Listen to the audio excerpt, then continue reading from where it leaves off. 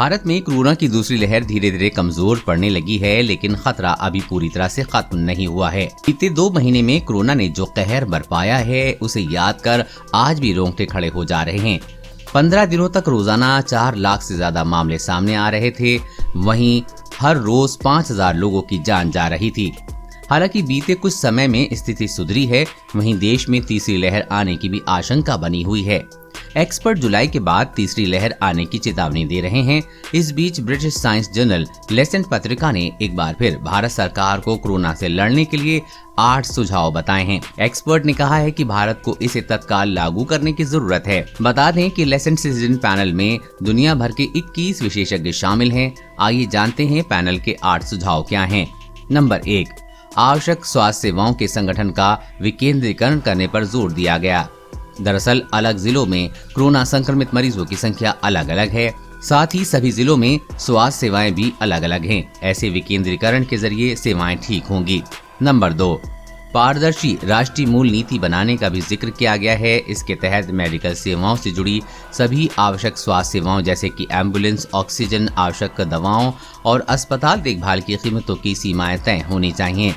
अस्पताल में इलाज के दौरान कैश की जरूरत नहीं पड़े, सभी लोगों के लिए मौजूदा स्वास्थ्य बीमा योजनाओं द्वारा लागत को कवर किया जाना चाहिए, जैसा कि कुछ राज्यों में किया गया है।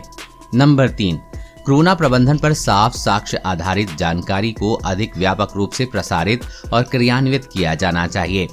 इस जानकारी में स्थानीय परिस्थितियों और नैदानिक अभ्यास को शामिल करने वाली स्थानीय भाषाओं में होम केयर और इलाज, प्राथमिक देखभाल और जिला अस्पताल के लिए उपयुक्त रूप से अनुकूलित अंतर्राष्ट्रीय दिशा निर्देश शामिल होने चाहिए।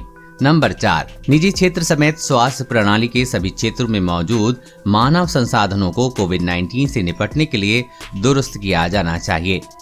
पर्याप्त रूप से संसाधन, विशेष रूप से पर्याप्त व्यक्तिगत सुरक्षा उपकरण, बीमा और मानसिक स्वास्थ्य सहायता के उपयोग पर मार्गदर्शन के साथ इन्हें ठीक किया जाना चाहिए। नंबर 5, राज्य सरकारों को उपलब्ध वैक्सीन खुराक के उपयोग को इस्तेमाल करने के लिए साक्ष्य के आधार पर टीकाकरण के लिए प्राथमिकता समूह पर निर्णय लेना चाहिए, जिसे आपूर्ति में सुधार के रूप में बढ़ाया जा सकता है। टीकाकरण एक सार्वजनिक हित है और इससे बाजार तंत्र पर नहीं छोड़ा जाना चाहिए।